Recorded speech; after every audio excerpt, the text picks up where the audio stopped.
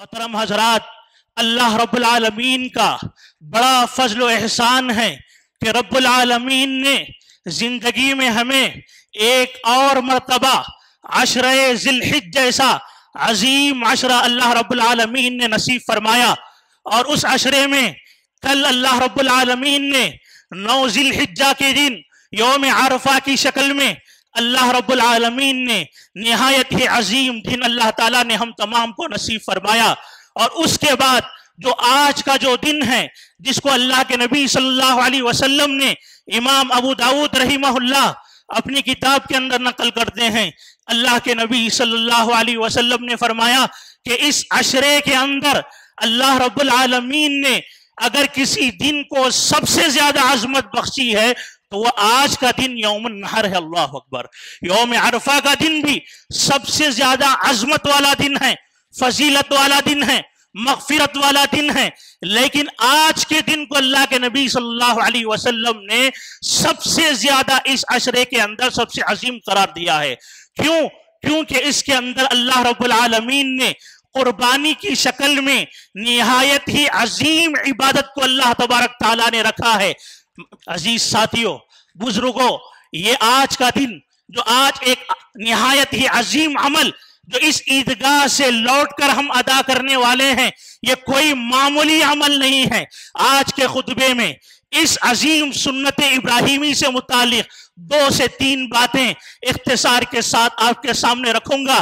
اللہ رب العالمین سے دعا ہے کہ الہ العالمین اس قربانی جیسی عظیم سنت میں اللہ رب العالمین نے جو ہمارے لیے اسباق رکھے ہیں، نصیحتیں رکھی ہیں، سنت ابراہیمی میں اللہ تعالیٰ نے جو ہمارے لیے زندگی گزارنے کا جو نمونہ رکھا ہے، اللہ تعالیٰ ہم تمام کو اس کو سمجھنے اور زندگی بھر اس پر عمل پیرا ہونے کی اللہ رب العالمین ہم تمام کو توفیق نصیب فرمائے. آمین.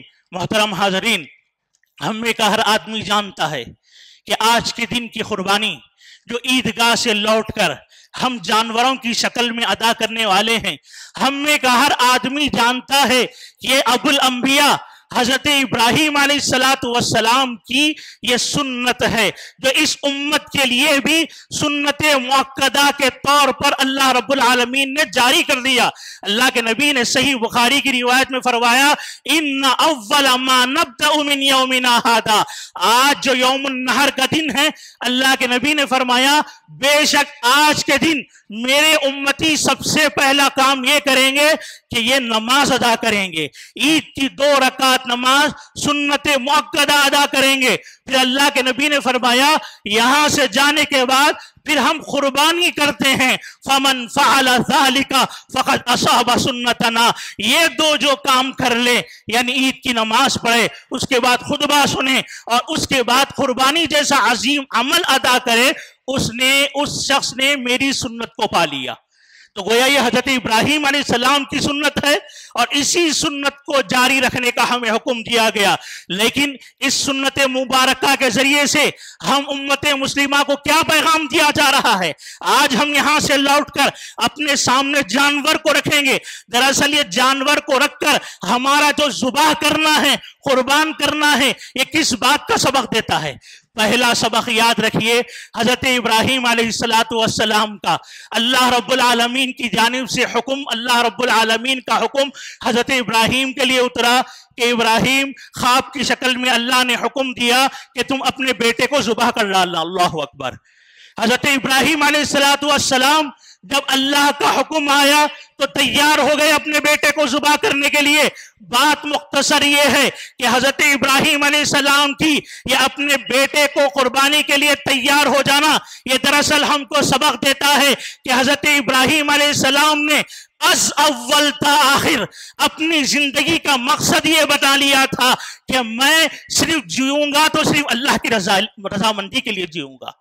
حضرت ابراہیم علیہ السلام نے اپنی زندگی کا مقصد اللہ رب العالمین کی رضامندی اور اللہ تعالیٰ کی جنت کو بنا لیا. اس کے دوران جس قسم کی حضرت ابراہیم علیہ السلام کی قربانی مانی گئی، حضرت ابراہیم علیہ السلام نے ہر قسم کی قربانی دی، شروع سے لے کر آخر تک۔ دیکھیے حضرت ابراہیم علیہ السلام نے اللہ کو مقصد بنایا، اللہ کی توحید کو مقصد بنایا، اللہ کی رضامندی کو مقصد بنایا، اللہ کی جنت کو مقصد بنایا۔ نتیجے میں کیا ہوا؟ حضرت ابراہیم علیہ السلام کے خاندان والے دشمن ہو گئے، یہاں تک کہ باپ دشمن ہوا۔ کیا کہنے لگا؟ لَإِن لَّمْ تَنْتَهِ لَأَرْجُمَنَّكَ وَاهْجُرْنِي مَلِيًّا۔ اللہ اکبر۔ حضرت ابراہیم کے والد نے کہا، ابراہیم اگر اس توحید کی دعوت سے تو باز نہیں آتا، اگر نہیں رکتا تو پتھروں سے مار مار کے تجھے ہلاک و برباد کر دوں گا۔ اللہ اکبر۔ لیکن اللہ کی توحید کے خاطر، اللہ کی رضامندی حاصل کرنے کے خاطر، اللہ کی جنت کو پانے کے خاطر حضرت ابراہیم کے دل میں یہ جو جذبہ تھا کہ انہوں نے اپنا گھر بھی چھوڑا، اپنا خاندان بھی چھوڑا، یہاں تک کہ آگ میں ڈالا گیا، آگ میں کودنا پسند کیا، یہاں تک کہ حضرت ابراہیم علیہ السلام سے بیٹے کی قربانی اللہ تعالیٰ نے بطور آزمائش مانگی، تو حضرت ابراہیم نے کہا، اے اللہ میری زندگی کا مقصد تیری رضامندی ہے، تیری جنت حاصل کرنا ہے، تیری توحید کو حاصل کرنا ہے اور تیری توحید کو امت تک پہنچانا ہے۔ اللہ اکبر۔ علامہ البانی رحمہ اللہ سلسلۃ الاحادیث الصحیحہ کے اندر اس روایت کو نقل کرتے ہیں، اللہ کے نبی صلی اللہ علیہ وسلم یہی حضرت ابراہیم کے دل میں جو جنت کو حاصل کرنے کا جذبہ تھا، اللہ کی رضامندی کو حاصل کرنے کا جو جذبہ تھا، اللہ کے نبی صحابہ کرام کو مختلف مواقع پر اسی بات کی نصیحت کرتے تھے کہ تم اپنے دل میں اللہ کی رضامندی کا جذبہ پیدا کرو، اللہ تعالیٰ کی جنت کے حاصل کرنے کا جذبہ پیدا کرو۔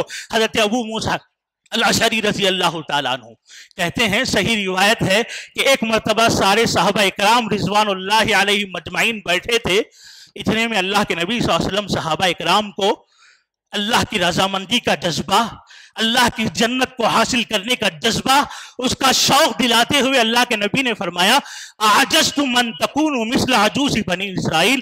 اللہ کے نبی نے فرمایا، اے میرے صحابہ، کیا تم اس بات سے عاجز ہو چکے ہو کہ تم بھی اپنے دل میں اللہ تعالیٰ کی رضامندی کا اور اللہ تعالیٰ کی جنت کو حاصل کرنے کا وہ جذبہ تم اپنے اندر پیدا نہیں کر سکتے جو بنی اسرائیل کی بڑھیا کے دل میں تھا؟ اللہ اکبر۔ بنی اسرائیل کی بڑھیا کے دل میں جو اللہ کی جنت کو حاصل کرنے کا جذبہ تھا، اے میرے صحابہ تم وہ جذبہ پیدا نہیں کر سکتے۔ صحابہ کرام رضوان اللہ علیہ مجمعین نے کہا، اللہ کے نبی وما عجوز بنی اسرائیل، اے اللہ کے نبی وہ بنی اسرائیل کی بڑھیا کا کیا معاملہ ہے؟ آخر اس کے دل میں کیا جذبہ تھا، وہ کیا طلب تھی جس کی مثال دے کر آپ کہہ رہے ہیں؟ اللہ کے نبی صلی اللہ علیہ وسلم نے فرمایا کہ دراصل اس کے جذبے کے پیچھے جو واقعہ ہے وہ سمجھو۔ اللہ کے نبی نے فرمایا کہ جب اللہ رب العالمین نے حضرت موسیٰ علیہ السلام کو بنی اسرائیل کو لے کر مصر سے ہجرت کرنے کا حکم دیا، حضرت موسیٰ علیہ السلام سارے بنی اسرائیل کو لے کر، جس میں علماء بنی اسرائیل بھی موجود تھے، مصر سے نکل کر راستہ پکڑ کر جا رہے ہیں۔ اللہ کے نبی نے فرمایا اتنے میں ہوا کیا، ضلوا الطریق، راستہ بھٹک گئے۔ وہ حضرت موسیٰ علیہ السلام بنی اسرائیل راستہ بھٹک گئے۔ حضرت موسیٰ علیہ السلام نے علماء بنی اسرائیل سے پوچھا کیا معاملہ ہے، کیوں ہم راستہ کیوں بھٹک رہے ہیں؟ کہیں اللہ کی کوئی نافرمانی تو ہم سے نہیں ہو رہی ہے؟ یہ اللہ کے نبی کی صحیح روایت ہے جو میں آپ کو سنانے جا رہا ہوں۔ تو اللہ کے نبی نے کہا کیا معاملہ ہے؟ تو علماء بنی اسرائیل نے کہا، اے اللہ کے نبی حضرت موسیٰ، اس کی کیا وجہ ہے؟ ہمیں ایک وجہ سمجھ میں آتی ہے۔ کیا وجہ ہے؟ علماء بنی اسرائیل نے کہا کہ دراصل حضرت یوسف علیہ السلام نے اپنے انتقال کے موقع پر ہم سے ایک وعدہ لیا تھا۔ وعدہ کس بات کا لیا تھا؟ کہ جب تم مصر سے ہجرت کرنے لگو تو میری باڈی کو بھی مصر سے منتقل کر دینا۔ اللہ اکبر۔ صحیح روایت ہے، میری باڈی کو بھی منتقل کر دینا۔ علماء بنی اسرائیل کہنے لگے کہ ہم حضرت یوسف علیہ السلام کی اس وصیت کو اگنور کر کے جا رہے ہیں، ہو سکتا ہے اسی وجہ سے ہم راستہ بھول رہے ہیں۔ حضرت موسیٰ علیہ السلام نے کہا، بتاؤ تم میں کون حضرت یوسف کی خبر کو جانتا ہے؟ علماء بنی اسرائیل نے کہا ہم میں سے کوئی نہیں جانتا سوائے ایک بڑھیا کی۔ اللہ اکبر۔ اصل جو سمجھنا ہے یہاں سے سمجھیے، ہم میں کوئی نہیں جانتا سوائے ایک بڑھیا کے۔ حضرت موسیٰ علیہ السلام نے کہا کہ اس بڑھیا کو بلا لاؤ. وہ بڑھیا آئی. اللہ اکبر. اللہ تعالیٰ کی رضامندی کو حاصل کرنے کا جذبہ دیکھیے, اللہ کی جنت کو حاصل کرنے کی طلب اور شوق دیکھیے اس بڑھیا کے اندر. وہ بڑھیا آئی. حضرت موسیٰ نے کہا کہ حضرت یوسف کی خبر بتلاؤ. بڑھیا کہنے لگی اللہ اکبر, اللہ اکبر. وہ بڑھیا کہنے لگی موسیٰ اللہ واللہ اے موسیٰ نہیں بتاؤں گی, اللہ کی قسم اے موسیٰ جب تک تم مجھ سے ایک بات کا وعدہ نہ کر لو اس وقت تک میں حضرت یوسف کی خبر تمہیں نہیں بتلاؤں گی. حضرت موسیٰ علیہ السلام نے کہا وما حکمکی, کیا وعدہ مجھ سے لینا چاہتی ہے؟ آخر اللہ اکبر, آخرت کی ترجیح دیکھی یہاں پر. بڑھیا کہنے لگی اے موسیٰ کوئی دنیا کا وعدہ نہیں کرنا چاہتی, کہ کوئی دنیا کی دولت حضرت موسیٰ سے لینا نہیں چاہتی. کہنا چاہتی ہے کہ اے موسیٰ جس وقت آخرت میں اللہ رب العالمین ساری انسانیت کے حق میں فیصلہ کرے گا اور آپ کے حق میں اللہ رب العالمین جب جنت کا فیصلہ کرے گا, اے موسیٰ اس بڑھیا سے وعدہ کرو کہ جب اللہ آپ کو جنت میں داخل کرے گا تو آپ اکیلے جنت میں نہیں جائیں گے, اس بڑھیا کو ساتھ میں لے کر جائیں گے. اللہ اکبر. اکیلے نہیں جائیں گے, اس بڑھیا کو ساتھ میں لے کر جائیں گے. حضرت موسیٰ علیہ السلام پریشان ہو گئے کہ میرا معاملہ مجھے خود نہیں پتا, اس بوڑھیا کو کہاں جنت میں لے کر جاؤں گا. لیکن اللہ اکبر, اس بوڑھیا کا جذبہ, اس بوڑھیا کی اللہ تعالیٰ کی رضامندی کی طرف یہ شوق یہاں پر حضرت موسیٰ سے کہتی ہے. ساتوں آسمان سے اللہ رب العالمین کی بارگاہ سے اس کے کلمات ایسے ٹکراتے ہیں. اللہ رب العالمین کو اس بوڑھیا کا جذبہ اتنا پسند آتا ہے, اللہ تعالیٰ آسمان سے حضرت موسیٰ کی طرف وحی کرتا ہے اے موسیٰ اس بڑھیا کا جذبہ اتنا عظیم ہے جنت کو حاصل کرنے کا, میں تم سے وعدہ کرتا ہوں کہ تم اس بڑھیا سے وعدہ کر لو کہ جب میں تمہیں جنت میں داخل کروں گا تو تمہارے ساتھ اس بڑھیا کو بھی جنت میں داخل کروں گا. اللہ اکبر. اسی واقعے کو تذکرہ کر اللہ کے نبی نے فرمایا کہ اس بڑھیا کے دل میں جو جنت پانے کا جذبہ ہے, اللہ کی رضامندی حاصل کرنے کا جو جذبہ ہے, اے میرے صحابہ کیا یہ جذبہ تم اپنے دلوں میں پیدا نہیں کر سکتے؟ اللہ اکبر. یہ حضرت ابراہیم علیہ السلام کی قربانی ہمیں بتا رہی ہے کہ ہر آن ہر وقت زندگی میں مقصد اگر کچھ بنائیں تو اللہ رب العالمین کی رضامندی کو اپنی زندگی کا مقصد بنائیں. اور دوسری بات یہ ہے کہ یہ جو جانور کا ہمارے سامنے مسخر ہو جانا, کہ آج کے دن ایک آدمی بکرے کو بھی لٹا رہا ہے, بیل کی بھی قربانی دے رہا ہے, اونٹ اور اونٹنی کی بھی قربانی دے رہا ہے, بڑا سا بڑا جانور بھی اللہ نے مسخر کر دیا ہے. اللہ نے اس مسخر کی ہوئی نعمت کے بارے میں سورہ یاسین کے اندر اللہ تعالیٰ نے کہا اولم یروا انا خلقنا لهم مما عملت ایدینا انعاما فهم لها مالکون. یہ جو جانور جو ہم نے پیدا کیے ہیں یہ غور نہیں کرتے, غور و فکر نہیں کرتے کہ ہم نے ان جانوروں کو اپنے ہاتھوں سے پیدا کیا, جن چیزوں کو ہم نے اپنے ہاتھ سے پیدا کیا اس میں سے یہ چوپائے بھی ہیں. اللہ رب العالمین نے فرمایا ہم نے ان کو پیدا کیا, ہم نے ان کو کھلایا, فہم لہا مالکون, لیکن ہم نے تم کو ان کا مالک بنا دیا. اللہ اکبر. یہ لوگ مالک بنے بیٹھے ہیں. وَصَلَّ اللَّهَ لَهُمْ. یہ جانوروں کی نعمت کتنی عظیم نعمت ہے. اللہ نے کہا کہ ہم نے تمہارے تابع کر دیا ہے, تمہارے لیے مسخر کر دیا ہے ان جانوروں کو کہ تم کتنا فائدہ اٹھاتے ہو ان جانوروں سے. فَمِنْهَا رَكُوبُهُمْ, تم اس سے سواری بھی کرتے ہو. وَمِنْهَا يَأْكُلُونَ, اور تم اس جانور کا گوشت بھی کھاتے ہو. وَلَهُمْ فِيهَا مَنَافِعُ وَمَشَارِبُ, اور نہ صرف یہ کہ تم سواری کرتے ہو کھاتے ہو بلکہ بکثرت فائدے ہم نے اس جانور کے اندر رکھ دیے ہیں. اللہ اکبر. ایک جانور ہے لیکن اس سے آدمی دسیوں نہ جانے کتنے فائدے اٹھاتا ہے. جانور ہے سواری بھی کر رہا ہے, جانور ہے گوشت بھی کھا رہا ہے, جانور ہے اس کے چمڑے کو استعمال کر کے اس سے بھی فائدہ اٹھا رہا ہے, اس کے بال سے بھی فائدہ اٹھا رہا ہے, اس کے ناخن سے بھی فائدہ اٹھا رہا ہے, اس کی ہڈیوں سے بھی فائدہ اٹھا رہا ہے, یہاں تک کہ اس کے گوبر سے بھی فائدہ اٹھا رہا ہے. اللہ اکبر.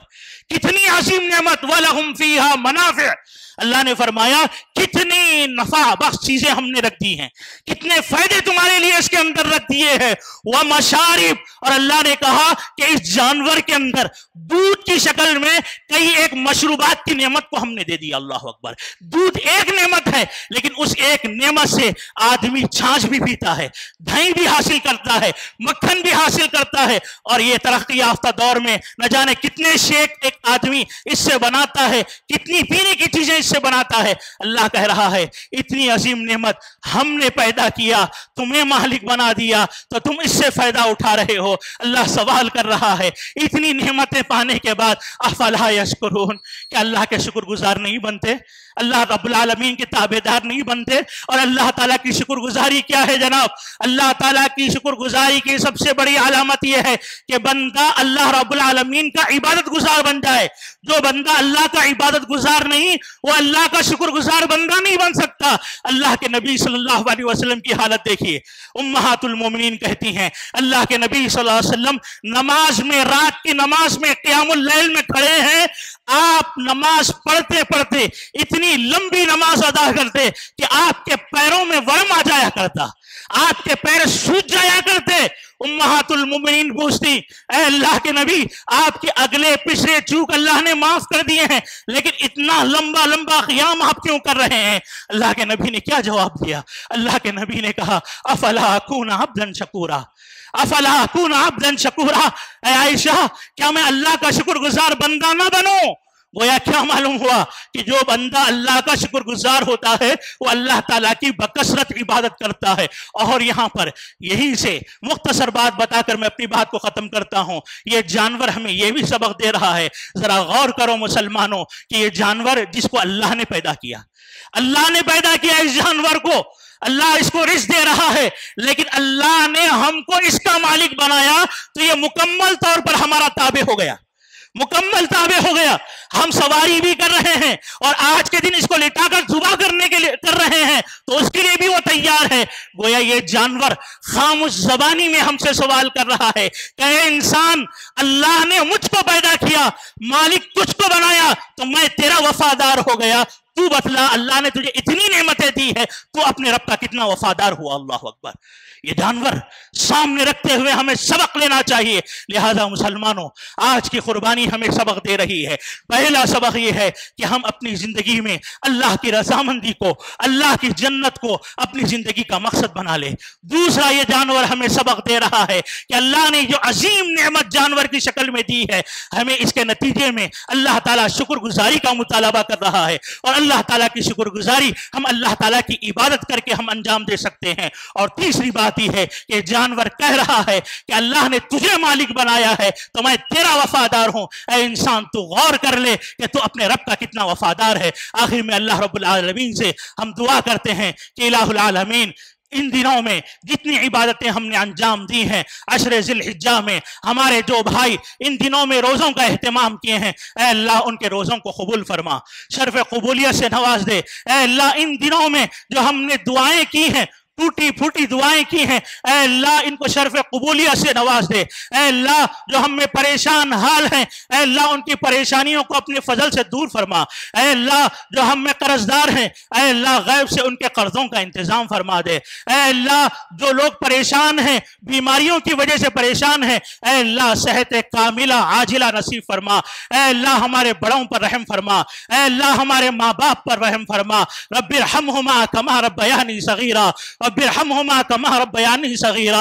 اے اللہ ہمارے بہن بھائیوں پر رحم فرما، اے اللہ ہمارے چھوٹوں پر رحم فرما، اے اللہ ہمارے بڑوں کو چھوٹوں پر شفقت کی توفیق نصیب فرما، اے اللہ ہمارے چھوٹوں کو بڑوں کی عزت کرنے کی توفیق نصیب فرما، اے اللہ ہمارے نوجوانوں کی اصلاح فرما، اے اللہ ان کو دین کے راہ پر لگا دے، عقیدہ توحید اور منہج سلف کی راہ پر لگا دے۔ اے اللہ گمراہیوں سے بچا، شہوات سے بچا، شبہات سے بچا، گمراہیوں سے بچا، خوارج کے راستے سے پر جانے سے بچا۔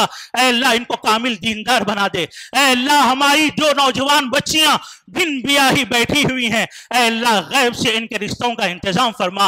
اے اللہ ہمارے جو نوجوان عفت و پاک دامانی اختیار کرتے ہوئے نکاح کرنا چاہتے ہیں، اے اللہ تو ان کے نکاح کا انتظام فرما، اے اللہ ہم پر رحم فرما۔ اللہم اصلح لنا دیننا الذی هو عصمت امرنا، واصلح لنا دنیانا التي فيها معاشنا، واصلح لنا آخرتنا التي فيها معادنا، واجعل الحياة زيادة لنا في كل خير، واجعل الموت راحة من كل شر، آمین ثم آمین، وآخر دعوانا ان الحمد للہ رب العالمین۔